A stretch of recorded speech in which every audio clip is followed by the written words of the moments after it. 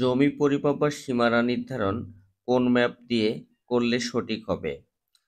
অনেক জায়গার মধ্যে সিএস ম্যাপ দিয়ে জমি পরিমাপ করে সীমানা নির্ধারণ করে, অনেক জায়গায় বিএস ম্যাপ দিয়ে সীমানা নির্ধারণ করে থাকে। তাহলে সঠিক কোনটি?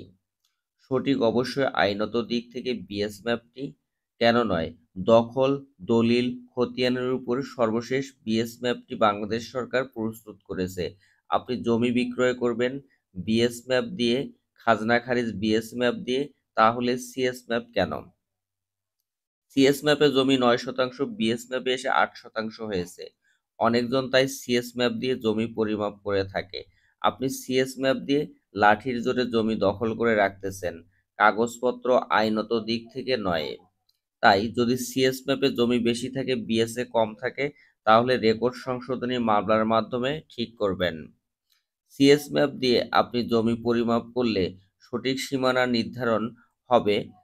অনেক সীমানার আইল বা দাগের আইল সিএস বিএস ম্যাপের মধ্যে সঠিক থাকে, তাহলে সেই অংশগুলো যাচাই বাছাই করতে হবে শুধুমাত্র পরিমাপের জন্য। আইনত দিক থেকে কাগজপত্র, সীমানা নির্ধারণ সবকিছু বিএস ম্যাপে হবে। সিএস এবং বিএস ম্যাপের মধ্যে অনেক কম বেশি হয়েছে। কি জন্য হয়েছে? জমি ক্রয় বিক্রয় হয়েছে, দখল পরিবর্তন হয়েছে, তাই বিএস ম্যাপে পরিবর্তন হয়েছে। বিএস ম্যাপ দিয়ে জমি পরিমাপ করলে সঠিক সীমানা নির্ধারণ হবে, কারণ সর্বশেষ যে দখল বা কাগজপত্র রয়েছে ওই অনুযায়ী বিএস ম্যাপ প্রস্তুত হয়েছে।